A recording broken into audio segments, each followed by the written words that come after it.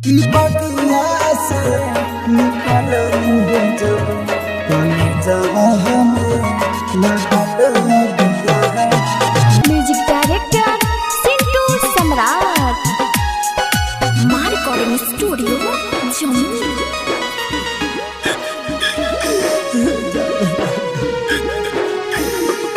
कली जगह में लगल दिया है, ई बगिया से निकल जब कली जगह में लगल दिया है, ई बगिया से निकल जब बतावा कैसे के जी सनम, बतावा कैसे के जी सनम, हमर घुट घुट के निकलता दम।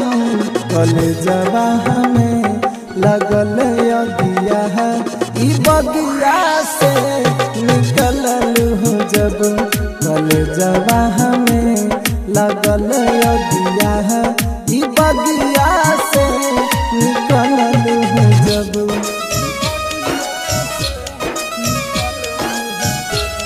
ई बगिया से निकल जब कली जगह में लगल दिया है, निकल जब। ओठवा लहगे सूरज किरनिया, देहिया में हमर जान हो, कैसे सही इहो जुदाई, तोरे में बसेला परान हो।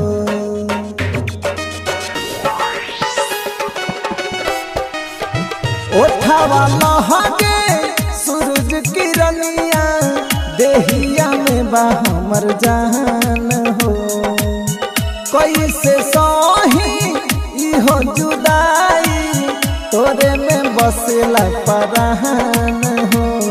दीवाना कइलू तू जहिया से, जियत रहनी सुनाई सनम, दीवाना कइलू तू जहिया से, जियत रहनी सुनाए सनम। बतावा कैसे के जी सनम, बतावा कैसे के जी सनम, हमर घुट घुट के निकलता दम। कली जगह में लगल दिया है, ई बगिया से निकल जब कली जगह में लगल दिया है, ई बगिया से निकल जब।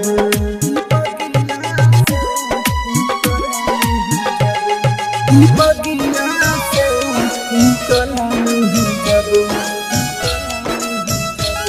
कली जगह में लगल दिया है, निकल जब।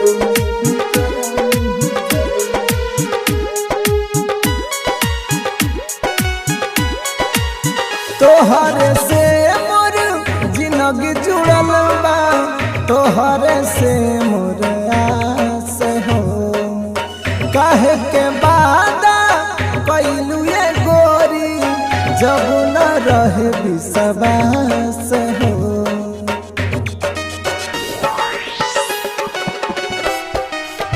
तोहरे से मोर जिंदगी जुड़ल बा, तोहरे से मोर आस हो, काहे के वादा कैलू ये गोरी, जब न रहे विश्वास हो।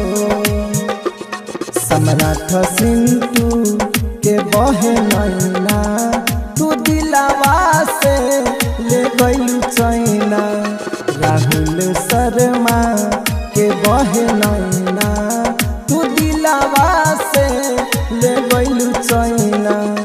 बतावा कैसे के जी सनम, बतावा कैसे के जी सनम, हमर घुट घुट के निकलता दम। कली जगह में लगल दिया है, ई बगिया से